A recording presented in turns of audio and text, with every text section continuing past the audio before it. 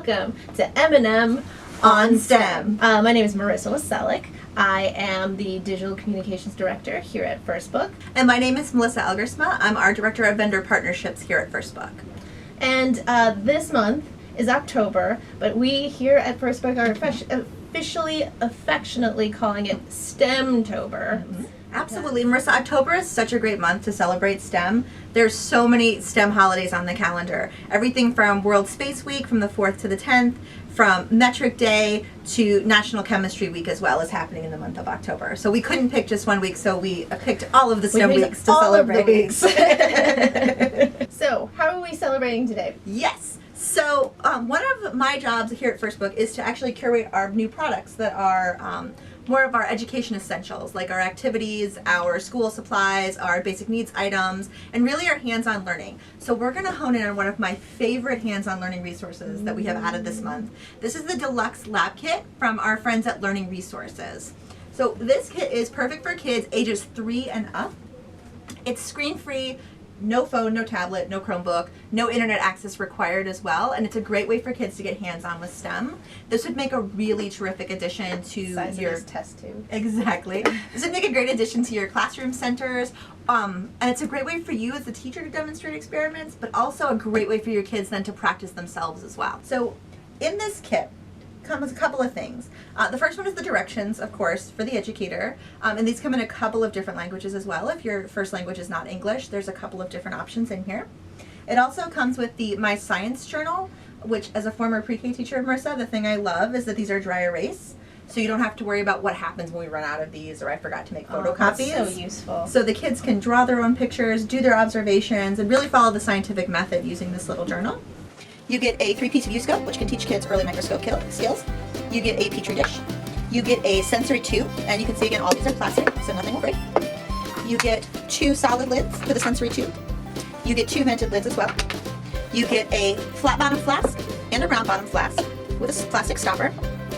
You get an eyedropper, 1 pair of safety goggles, a pair of test tubes with a test tube stand and 2 solid lids, 2 funnels, an adjustable stand with 2 clips to hold the funnels, the tubes that go along with those as well. And then inside each box, this is my very favorite thing, putting on my teacher hat and my former librarian hat, is that it actually comes with real life experiments that you can do with the equipment that you see here. It's a great tool for dramatic play and getting kids to use their imagination for STEM, but you can also use it to do actual science experiments with your students. So for today's experiment, Marissa, we're going to do a really fun one. This one will be a really big hit with your students because who doesn't like candy? This one is making candy paint. So in addition to all the tools that come in the kit, you're also going to need some water, which we just use the beaker for, a large bag of candy-coated chocolates, a small paintbrush, which you can get on the First Book Marketplace from our great friends at Sargent. We've got this cartons of this 10 set of paintbrushes, but we also have, since we're talking about little kids, you can buy a carton of these sets of jumbo paintbrushes as well. So all of this, we can get all of this on the First Book Marketplace. With the exception of the M&Ms, unfortunately. I don't know how long those would last at our office if we could get M&Ms on the Marketplace. And then, exactly. And then a couple things you might want to add, just thinking about our educators and other ways that you might extend this lesson. You might also, we've got these great primary composition books from Sargent that feature space for drawing and for writing. So if you're working with small kids, you might want to have them draw a picture of what they observed in the experiment, and then they can dictate to you, and you can show them that their written words connect to the words that you're writing down by putting this in their journal entry too. So you can also use this as a great language arts lesson. Idea. So Marissa, are you ready to start our experiment? I cannot wait. Oh, and you could also get dry erase markers too from the Marketplace so your kids can write down in their journal. So this one is experiment number 6 in the kit. It's called Making Candy Paint. And for this one, the key concept we're working on is mixing colors to make new colors. So the first thing you're going to do is sort the candies by color into your test tubes. So you're going to take off the lid. And you can see these just pop right off. They're just twist on, twist off. So put 10 blue ones in a test tube, 10 red ones, and then 10 yellow ones in this flask here. Okay. I lost count. 5, 6. So you can see we're also incorporating math into this experiment because Marissa has to count out the right number. 10. Yep. 11. And 1 for you. 1, 2, 3, 4, 5, 6, 7, 8, 9, 10. I'm sorry, the last color was The red. last color is red. You said yellow in there. I wasn't following directions already. You're okay. That's one of the great things about STEM and hands-on learning is it gives kids the opportunity to experiment, to get creative, to try things in different ways, and to kind of put their own spin on their thinking as well. And Marissa, I realized we forgot to put our goggles on. For our experiment. Safety first. That's right. We're going to be using some water, so a little bit of splashback, but nothing that you're going to do in here is going to be too dangerous. But I always think it's a great idea to start teaching kids the safety protocol when they're doing experiments as well, just because you want to build good habits in the future as well. Their chemistry teacher in high school will totally thank you for it later. Okay, so now we've got our cup with water, and we're totally just using regular tap water here. So, Marissa, you want to squirt just enough water using our dropper. You want to squirt just enough water into each of these test tubes to cover the candy. So you don't need to put too much in it, but enough to cover it up. There you go.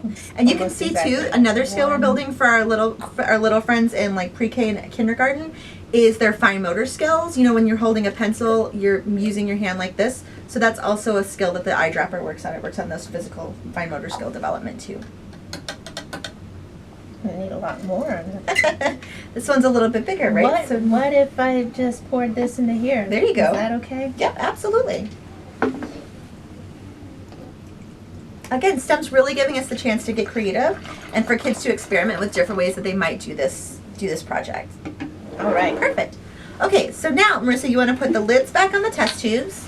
And if you'll do that, I'll put the stopper in the beaker. And you want to make sure this is tight. We're using our grown-up strength on it, but your kids, you'll see them kind of stand up and push on it and do that kind of great stuff. Okay, so now you want to gently shake them until the water turns a different color. Ooh. And so this is like really building up the anticipation as well. To me, Marissa, this is a great social emotional learning moment because the kids are having to be patient and like wait for it to happen. And I don't know if you guys can see in here, but you can see the candies are turning white as the dye is coming off of them. So we're shaking it up. Maybe I'm doing a little less than gently, but I think that's okay. It's also fun. You want to start Right. Okay, so now when we think we've got all the paint off, yeah, mine are starting to turn into chocolate. So I think the red one is ready. Okay. So we're gonna take the lid off. I think my blues are ready too. There you go. So be sure to stick it in there so it doesn't fall over. Yep. Thank you. And then we'll go ahead and take the lids off. And we're just using like whatever paper you're laying around. I'm actually using like first book letterhead. So then you'll want to take a paintbrush. So I'm going to give you a paintbrush too. And we're using the jumbo ones because we're pretending like we're little kids here. And then dip your paintbrush in. Yep. All right. There you go. So dip your paintbrush in. And then you'll see we can actually make watercolors out of the dye from the candy. So you can see here that we're actually making our own watercolor paint. Now, maybe don't have your kids do that because it's dripping a little bit. But one of the things I like, Marissa, is when I was teaching or when I was working as a librarian, painting was always that thing that I was sort of like, ugh, I know the kids love it so much, but it's such a mess and it takes a million years to clean up. So I actually really, really like this because it incorporates STEM. It's, you know, using those, that kind of a thinner, lighter paint. So it's not going to be super messy in your library or in your classroom or your after-school program. I made green. I love it. And then you can mix your colors, right, which is kind of what we're doing with our experiment. And so what we might do then, you might encourage your students to get out their science journal, or if you want to do it as a writing exercise, again, you can use your composition books. What I might do then, Marissa, is get out, you know, have my kids get out the observation book, and, you know, I'm looking at my stuff in the beaker, and so maybe I'm drawing that test tube, right? And then maybe I'm drawing the candies inside, and then I'm drawing the water inside too. This was a great experiment, Melissa. It was so much fun. I love this one. The only problem is you want to eat all the candies. I myself couldn't stop. I don't know if you're going to but yeah, I'm going to have to let the kids know that these candies are for science. These are science candies. So on the First Book Marketplace, we're able to offer this exclusively to First Book members for less than $35. That's incredible, with all of the things that you get. And this is something great that you'll use year over year too. So you can find this on First Book Marketplace, fbmarketplace.org. All you have to look for is Deluxe Lab Kit. Yep. In the search bar. If you are a Title I teacher, You just have to sign up for First Book at firstbook.org/register, and then you will be able to hop on to fbmarketplace.org and purchase all of the fun. Take a look at all of the fun STEM activities that we have. And absolutely. And if you're in an after-school program, or if you are, working in an early childhood center, if you serve 70% or more low-income kids, you can also sign up for First Book as well. We're here for everyone who serves children in need. Yep.